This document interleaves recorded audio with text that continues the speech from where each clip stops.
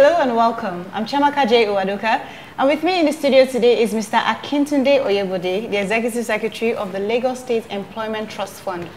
The LSTEF, or the fund as it's called, was established by the Lagos State Employment Trust Fund of 2016 for the residents of Lagos State to tackle unemployment and for job and wealth creation. It's great to have you in the studio today, Mr. Oyebode. Thank you very much. Thank you so much for coming.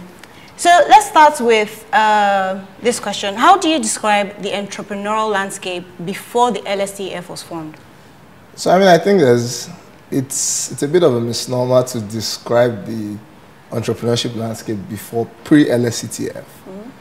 For the simple fact that LSTEF hasn't been operational for up to 12 months. Even though we were inaugurated in March of 2016, our programs only started in January of 2017. So I think it's too early to do a pre and post LSTEF assessment of the entrepreneurial ecosystem. But having said that, I think the fundamental thing with the ecosystem is it's evolved and developed with little or no support from the government. Okay. And it speaks to the entrepreneurial spirit of Lagosians. That from early stage tech startups to more mature SMEs to micro enterprises, the mom and pop stores, people are doing things, building businesses without any support of the state.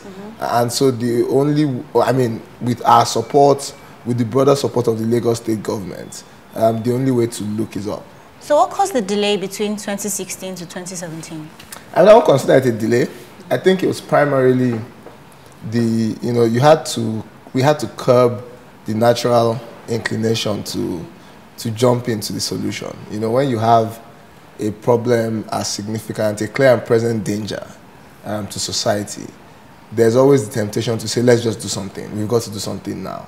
But we realized that we would have been penny-wise, pound-foolish, and we might not have deployed the capital we were given effectively. So we spent a few months to understand the problem, to do some research, to understand the business climate, the needs of businesses, what they need to grow and therefore create jobs.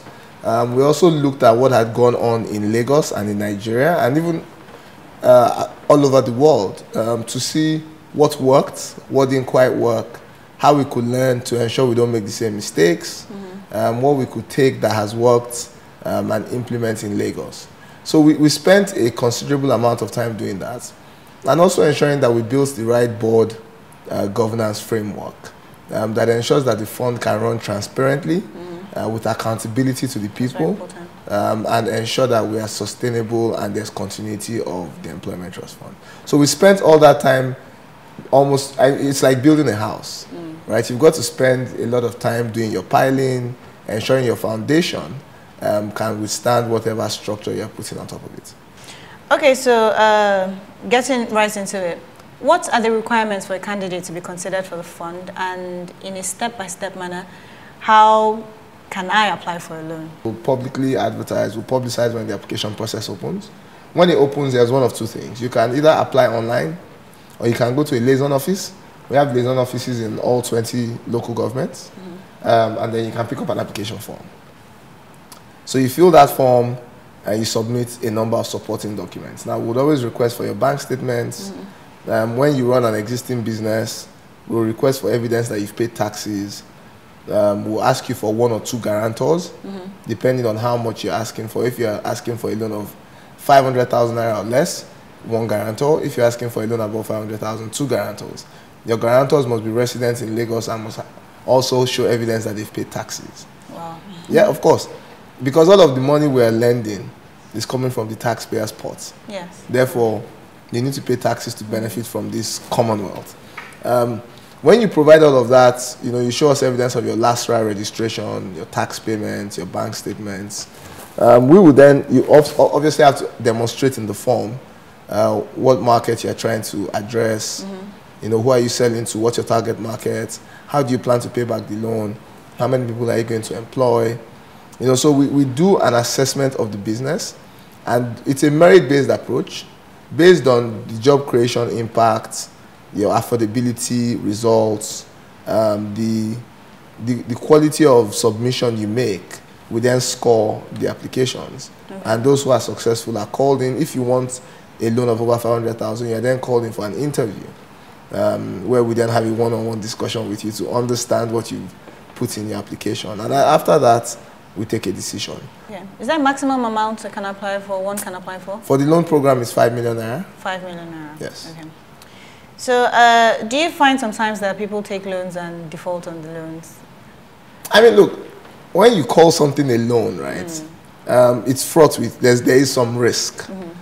Because what you've done is you've provided debt to a business or an individual with the expectation that the person is going to pay back.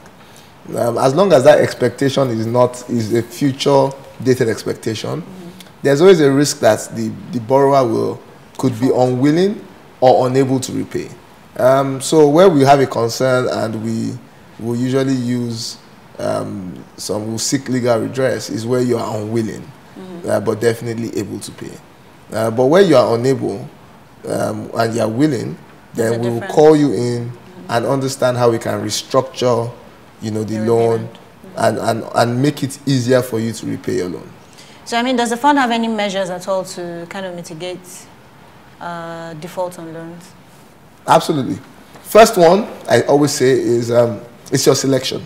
Okay. So if you select in a transparent, merit-based approach, you reduce the risk of picking the wrong borrowers. We also monitor the loans. We use banks, microfinance and commercial banks, to do some due diligence before disbursement. So they'll do credit checks, they'll do address verification, they'll do all the due diligence. And then they go and monitor the repayment on a monthly basis. Now, where we see that the borrowers are unwilling to repay, we'll write them demand notices, and we will also use the courts to ensure that they honor their contract. So we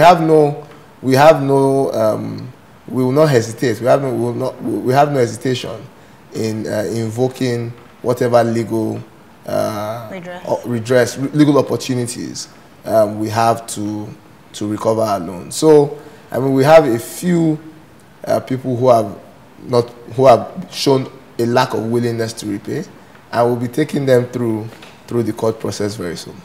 Okay. Good luck to them. So the fund is expected to invest about 25 billion naira, correct me if I'm wrong, to entrepreneurs in Lagos. Can we ask how much of this has been disbursed so far? So I think invest might not be the right word. We intervene using different levers. Okay.